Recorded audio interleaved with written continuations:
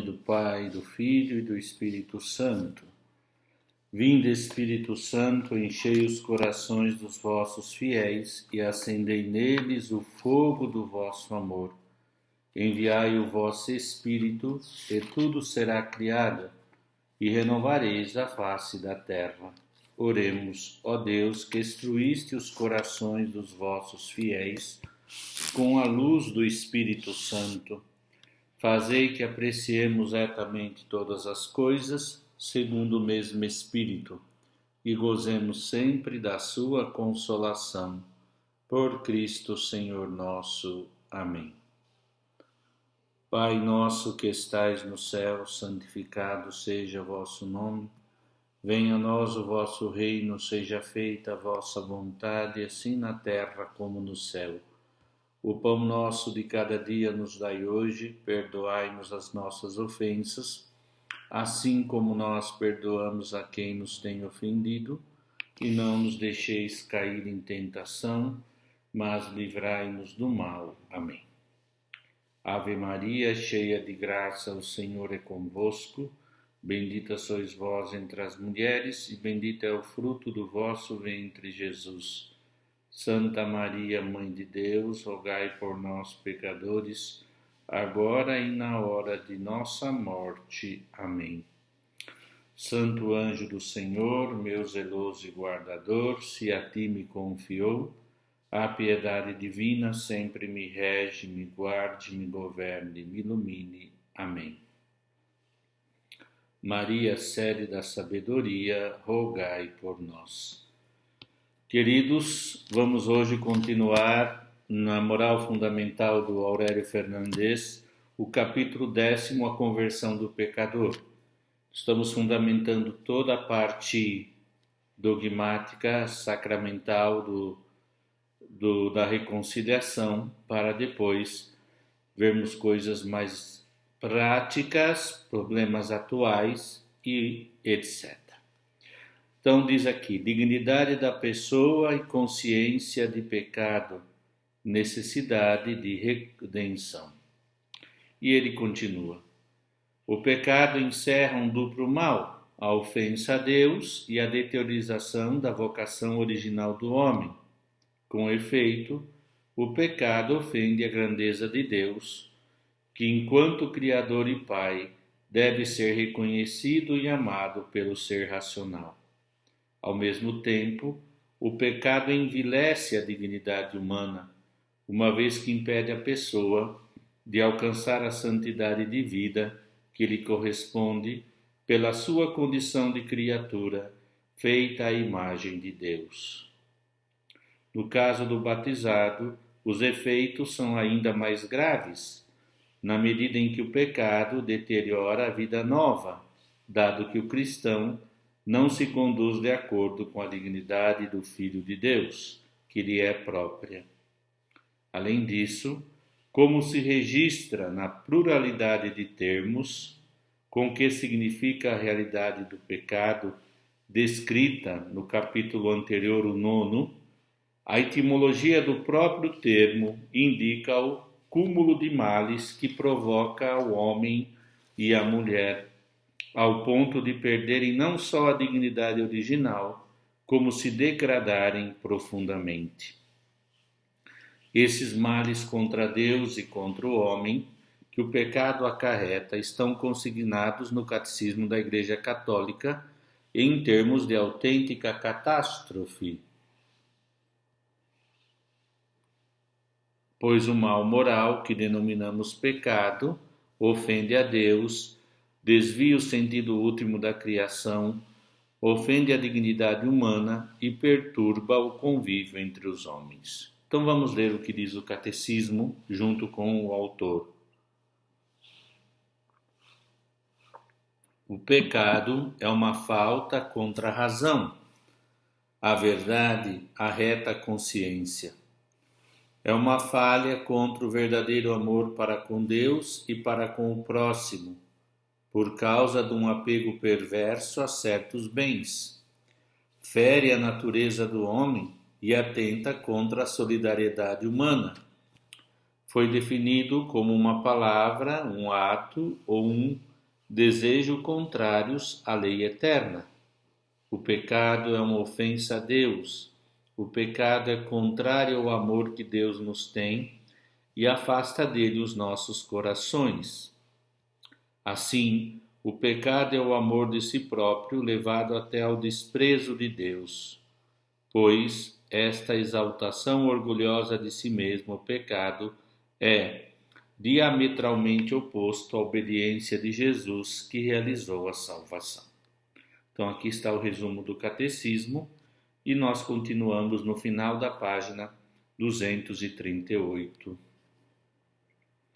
Perante fatos tão destrutivos, parece lógico que se Deus não se tivesse mantido à margem desta situação calamitosa, a que o pecado conduziria a humanidade inteira, pois um Deus que criou o homem à sua imagem e semelhança e se comprometeu com ele, a ponto que a Bíblia manifesta, não quis permanecer indiferente aos males que o afetam. Por isso, depois do castigo que seguiu ao pecado original, Deus prometeu a salvação. E aqui vamos pegar Gênesis 3,15, que é sempre bom ler para sintetizar, né, aquilo que nós estamos dizendo. Eu vou ler um pouquinho antes.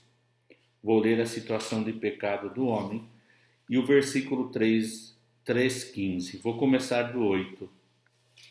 Eles, Adão e Eva, ouviram o passo de Yahvé Deus que passeava no jardim à brisa do dia, e o homem e sua mulher se esconderam na presença de Yahvé Deus entre as árvores do jardim. Yahvé Deus chamou o homem. Onde estás? Disse ele. Ouvi teu passo no jardim, respondeu o homem. Tive medo porque estou nu e me escondi. Ele retomou. E quem te fez saber que estavas nu? Comeste então a árvore que proibi de comer? O homem respondeu. A mulher que pusestes junto de mim me deu da árvore e eu comi. Yahvé Deus disse à mulher, que fizeste? E a mulher respondeu, a serpente me seduziu e eu comi. Então Yahvé disse à serpente, por que fizeste isso? És maldita entre todos os animais domésticos e todas as feras selvagens. Caminharás sobre teu ventre e comerás poeira todos os dias de tua vida. Porém hostilidade entre ti e a mulher, entre a tua linhagem e a linhagem dela.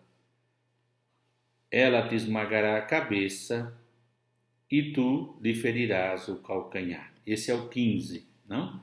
Porém hostilidade entre ti e a mulher, e a tua linhagem e a linhagem dela. Ela te esmagará a cabeça e tu lhe ferirás o calcanhar.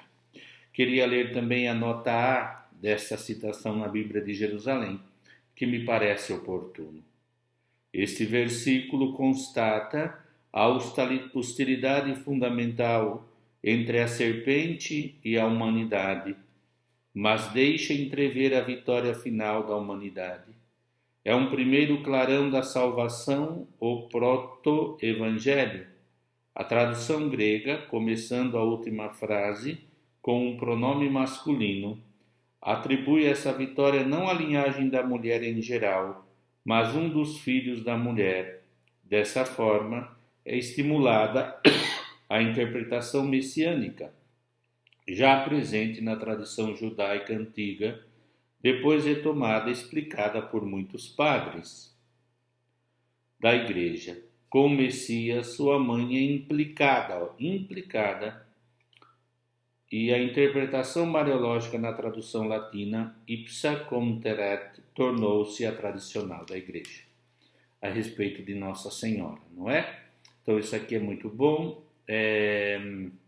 mas, me desculpe, No capítulo 3, no começo, nós vemos a partir do 8, tem uma expressão, né? A serpente era o mais astuto de todos os animais dos campos que Yahvé Deus tinha feito. Ela disse à mulher: Então Deus disse: Vós não podeis comer de todas as árvores do jardim? A mulher respondeu à serpente: Nós podemos comer do fruto das árvores do jardim, mas da árvore que está no meio do jardim, Deus disse: Dela não comereis, nela não tocareis, sob pena de morte. Olha a tentação do inimigo. A serpente disse então à mulher: não morrereis, mas Deus sabe que no dia em dele comerdes, vossos olhos se abrirão, e vós sereis como deuses, versados no bem e do mal. E a nota D diz: deve notar a diferença de perspectiva em relação a Gênesis 1, 26, 27. Lá o próprio Deus cria o homem e a mulher sua imagem. Aqui, ser como deuses ou como Deus seria uma empresa humana, um crescimento. Mas aqui é só para ver essas nuances antropológicas que nos permitem entender muito bem a questão do pecado desde a revelação. Muito bem, aqui está então o proto-evangelho explicado no contexto. Na página 239, vamos começar o primeiro capítulo, primeiro parágrafo, que está na 9ª linha, mais tarde. Vamos lá, todo mundo. Mais tarde, com a eleição de Abraão, século 20 e 19 a.C., Deus decidiu cumprir essa promessa de salvação e lentamente, a partir desta data, dispõe as coisas para este 20 séculos depois se levasse a cabo a redenção da humanidade. Essa etapa, que finaliza com a encarnação do Verbo, foi precedida por numerosos atos de intervenção divina, tais como a libertação da escravidão do Egito, a eleição de Israel, o pacto da aliança, os cuidados amorosos para com o povo no deserto, o governo providente através dos patriarcas e dos profetas, a reiterada promessa de salvação nos momentos difíceis da história de Israel. A razão última da salvação da humanidade por parte de Deus é que a história confirma que o homem não é capaz por si mesmo de sair da condição de pecador, mas ainda a comunidade humana vai se deteriorando progressivamente, pois a soma dos pecados pessoais dá lugar a uma sociedade de pecado social, que potencia o mal e origina situações que inclinam o pecado e a fomentam, estruturas de pecado, até níveis insuspeitados. Essa lastimável situação, que toda a história da humanidade é testemunha, pedia que Deus não ficasse alheio a esta desventura, mas que viesse ao encontro do homem, oferecendo-lhe a salvação. Então, oferecendo-lhe a salvação, como se dá isso? E aqui nós temos o apelo à conversão. Espero que vocês acompanhem com muita profundidade, porque senão a gente pode perder um pouquinho o sentido daquilo que significa o sacramento da reconciliação. Não podemos coisificar o mistério, temos que entrar no mistério, tá bom? O apelo à conversão. Vamos lá.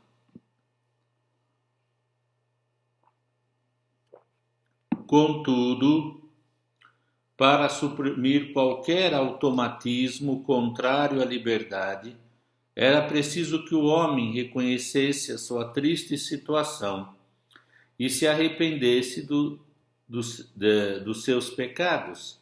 A Bíblia menciona numerosas ocasiões em que Deus pede ao homem que emende e mude de vida. Página 240. O primeiro tópico é o Antigo Testamento. Vamos lá. Já os 11 primeiros capítulos do Gênesis, que narram a pré-história da humanidade, ao lado dos castigos que Deus lhe envia pelos seus pecados, registram a promessa de que o Senhor não voltará a castigar os homens da maneira como fez no dilúvio. Essa promessa é acompanhada pela aliança que Deus estabelece com Noé, depois do castigo universal. Então está aqui o dilúvio, depois a aliança com Noé, depois do castigo universal. Mas, se as promessas de salvação se repetem mais reiteradamente, desde que o Senhor escolhe Abraão para preparar a vinda do Messias, ao mesmo ritmo Deus pede ao povo que se corrija das suas faltas, que faça penitência e que se converta a uma vida nova. Os testemunhos bíblicos são muito abundantes. Assim, no Antigo Testamento podem-se mencionar dois tipos de textos: uns que narram o apelo dos profetas à conversão e outros que recordam as práticas penitenciais que se mantêm com os ritos no culto judaico. Os apelos à conversão repetem-se sem exceção, pelo menos nos casos em que o povo desobedeceu aos planos do Senhor e se separou dele pelo pecado. Esta é a missão dos profetas, de forma que no convite à conversão se concretiza o papel principal do profetismo de Israel. Assim, por exemplo, Oséias clama. Olha o que diz, clama. Vamos lá. Volta, Israel, ao Senhor teu Deus, pois tropeçaste pelas tuas culpas. Ezequiel sentencia: se, entretanto, o ímpio renuncia a todos os seus delitos para observar as minhas leis e praticar a retidão, assim como a justiça, viverá com certeza e não morrerá. Jeremias manifesta o desejo divino de que o povo se arrependa e se converta, o que tornará possível o perdão de Deus. Talvez te ouçam e se convertam, cada um do seu mau caminho. Arrepender-me-ei então dos males, porque por causa das suas más obras tinha determinado fazer-lhes. Finalmente, os salmos expressam o sentimento de dor pela infidelidade do povo e dos indivíduos. A este respeito, convém citar o Salmo Miserere, Salmo 50. Esses textos são apenas um exemplo, uma vez que as literaturas profética e sapiencial estão cheias de ameaça e de apelos à conversão para evitar o castigo divino.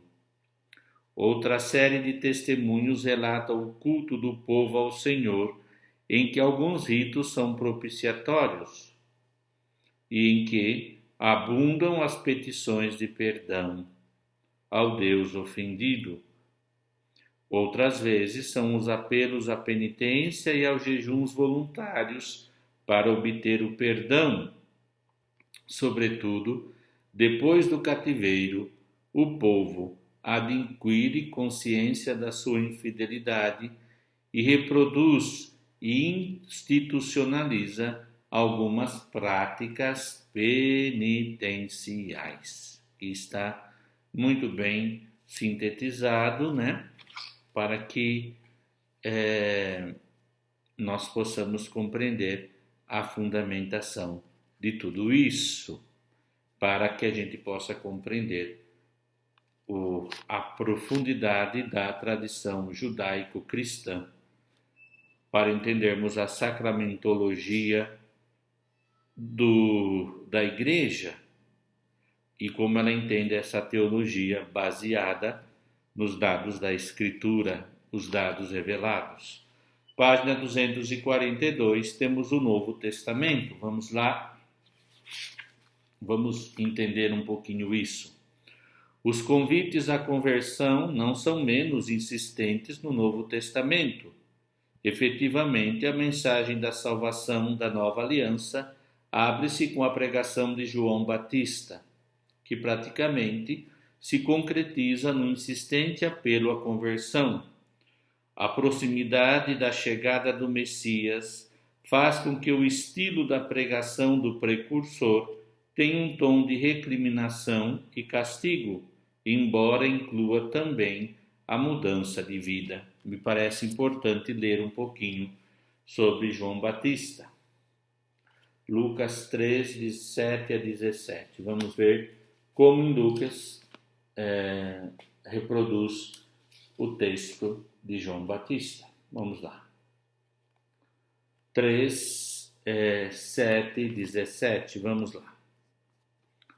Ele, João, dizia às multidões que vinham para serem batizados por ele: raça de víboras, quem vos ensinou a fugir da ira que está para vir? Produzi então frutos dignos de arrependimento, e não comeceis a dizer em vós mesmos: temos por pai Abraão, pois eu vos digo que até mesmo dessas pedras Deus pode suscitar filhos de Abraão. O machado já está posto à raiz das árvores, e toda árvore que não produzir bom fruto será cortada e lançada ao fogo. E as multidões o interrogavam: que devemos fazer?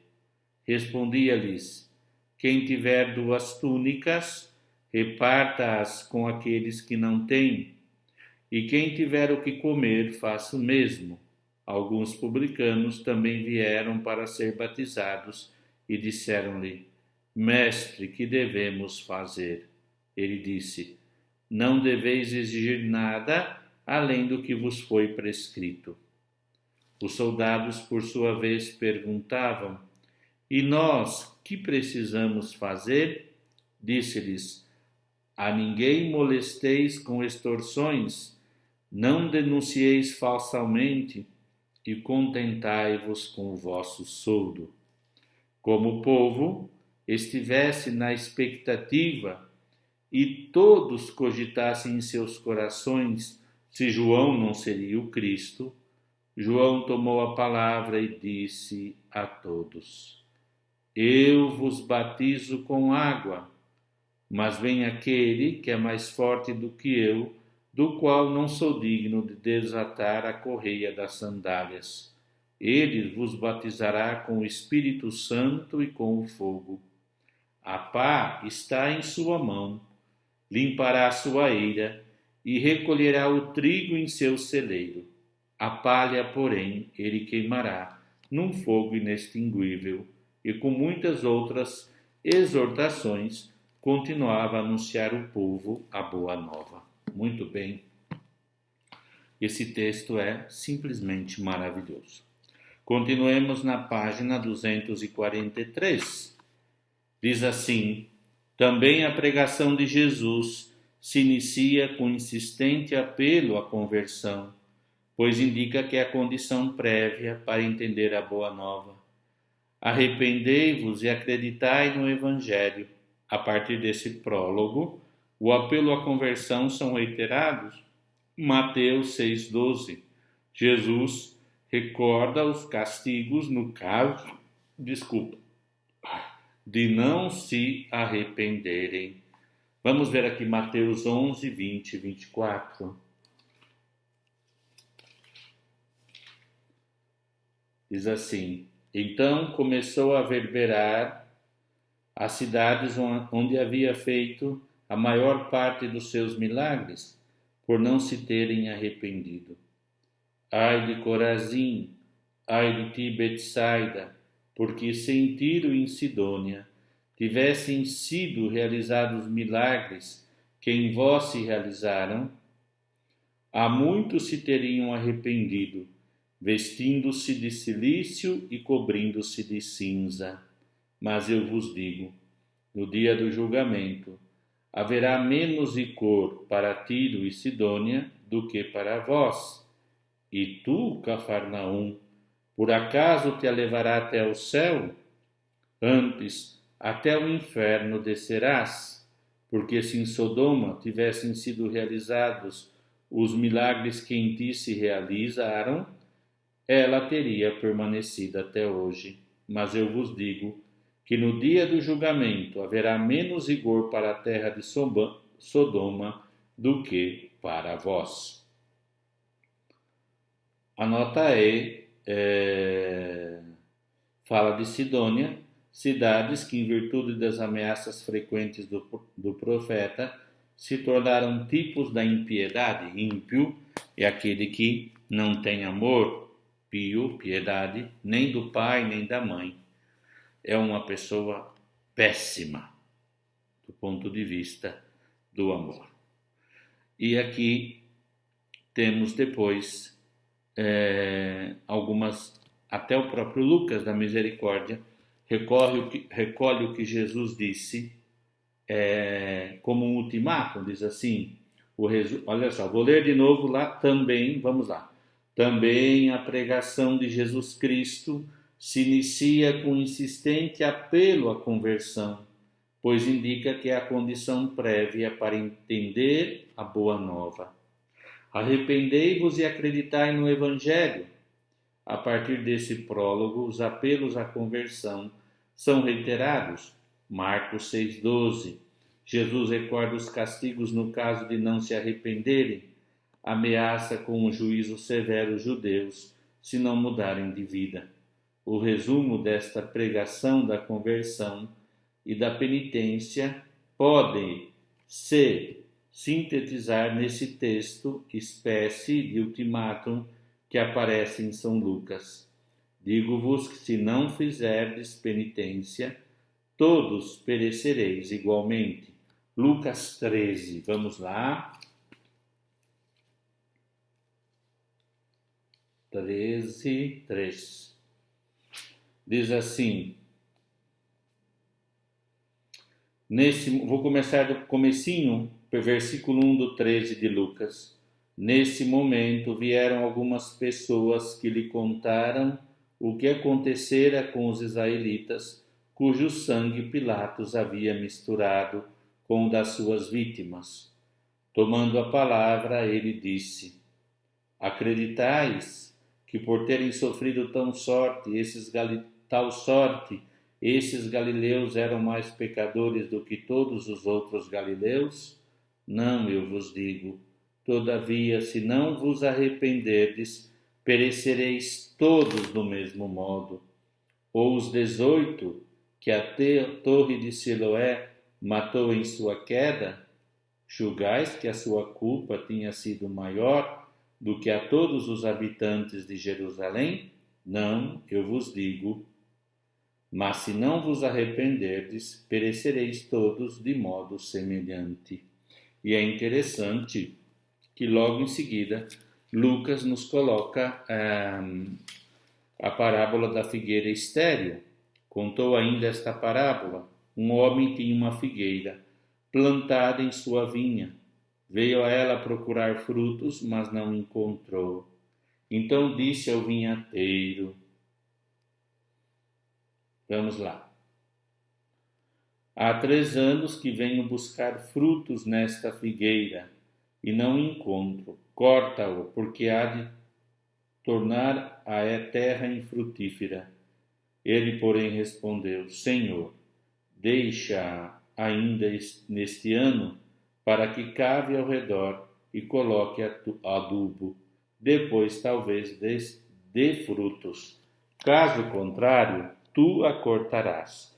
E a nota é: o episódio da figueira que secou é uma medida drástica, e Lucas preferiu esta parábola sobre a paciência.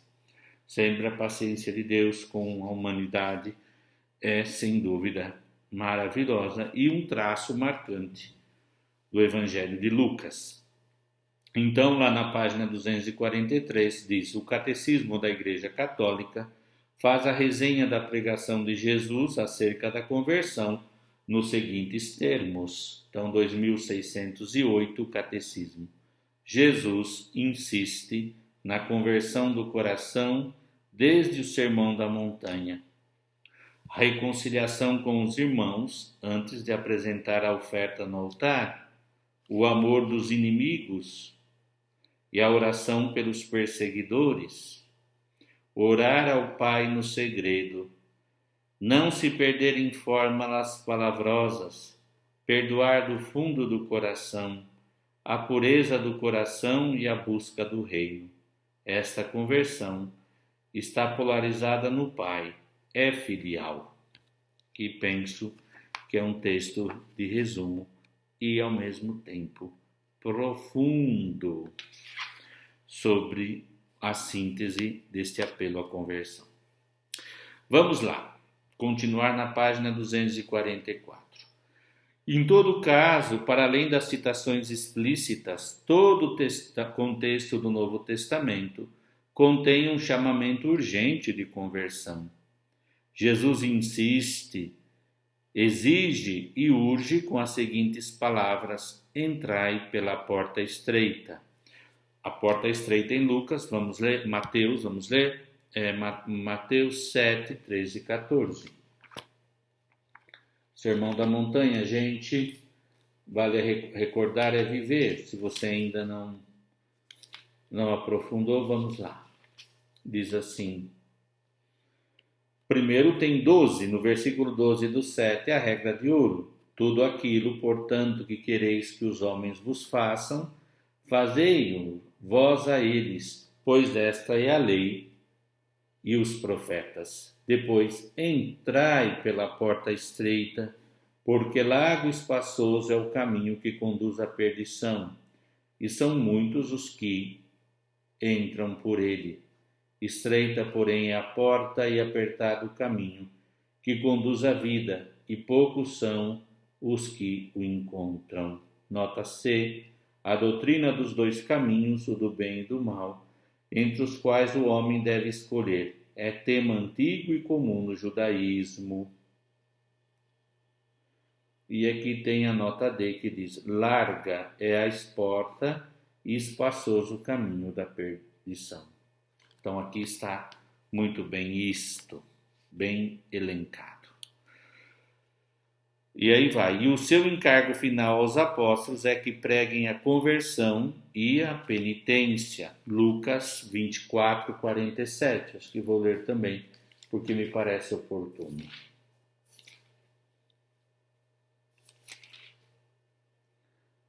Vou terminar, ler do 44 ao 49, sendo que o versículo 43 do 24, do 47 é o mais importante, mas vale a pena ler. Depois disse-lhes: são estas palavras que eu vos falei, quando ainda estava convosco. Era preciso que se cumprisse tudo o que está escrito sobre mim na lei de Moisés, nos profetas e nos salmos. Então abriu-lhes a mente para que entendessem as Escrituras e disse-lhes: assim está escrito que Cristo devia sofrer e ressuscitar dos mortos ao terceiro dia, e que em seu nome fosse proclamado o arrependimento para a remissão dos pecados a todas as nações, a começar por Jerusalém. Vós sois testemunhas disso. Eis que eu enviarei sobre vós o que o Pai prometeu, Paráclito. Por isso, permaneceis na cidade, até serdes revestidos da força do alto. Muito bem, aqui está uma síntese em Lucas. E, portanto, a partir do mandato evangélico, de acordo com esse mandato, continua o autor na página 244, na 8ª linha, no primeiro parágrafo, de acordo com este mandato, os apóstolos, como fazem constar os restantes textos do Novo Testamento, insistiram reiteradamente na necessidade da conversão para se poder ser batizado e receber o Evangelho. Logo, na primeira apresentação do cristianismo, a pergunta dos primeiros conversos: que havemos de fazer, irmãos? São Pedro responde: convertei-vos e peça a cada um o batismo em nome de Jesus Cristo para a remissão dos seus pecados. Recebereis então o dom do Espírito Santo. Este imperativo repete-se ao longo da primeira expansão do cristianismo, entre os judeus e na ampla geografia da Grécia e de Roma. Continua. A história posterior confirma que os santos padres continuaram a animar as diversas comunidades a uma mudança de vida na medida em que queriam receber o batismo e sempre que já batizados. Os fiéis batizados não viviam as exigências éticas da vida cristã ou não encarnavam o espírito do Evangelho.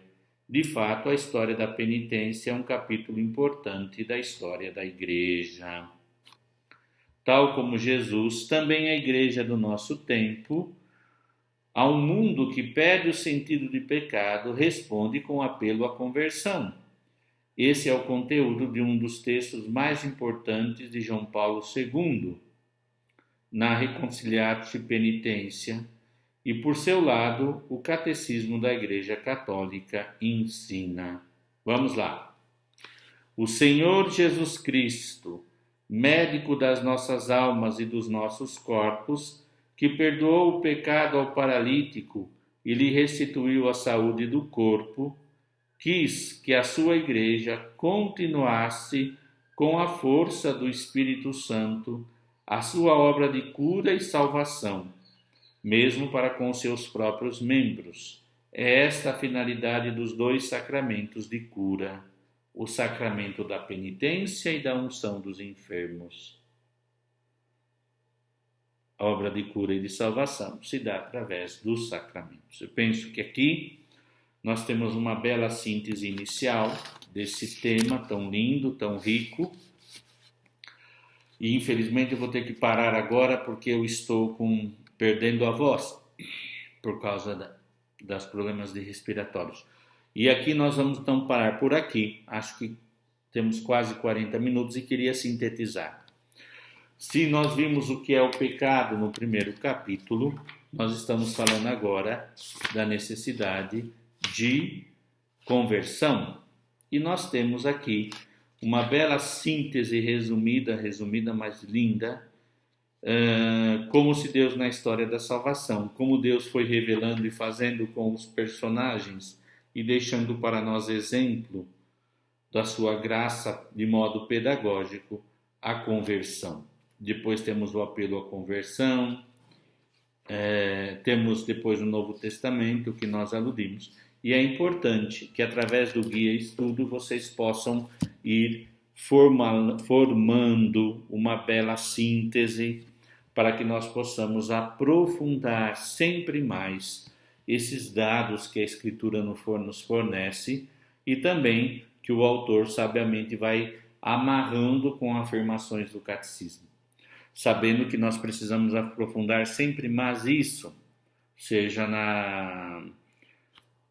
na Sagrada Escritura, na tradição, seja também lendo, pesquisando. Mas nós vamos fazer isso. Depois também vamos dar uma pincelada na Reconciliatio Penitência de João Paulo II, algumas coisas que nós já lemos aqui, mas é interessante aprofundar, tá bom? E assim a gente vai sintetizando esses elementos que nos são muito importantes para a nossa vida, mas também para a nossa vida pastoral, como pastores, sempre ter essa síntese, não é? E fazendo pequenas sínteses para ter na cabeça. Sei que vocês fazem muita síntese no seminário, mas é bom repetir algumas coisas. Depois a gente vai tendo elementos para ir na prática, no concreto. Não basta ter conhecimentos técnicos aplicados, é necessário recordar os elementos essenciais da doutrina, da economia da salvação, tá bom? Então, eu desejo a vocês todo o bem e toda a paz. Glória ao Pai, ao Filho e ao Espírito Santo, como era no princípio, agora e sempre. Amém.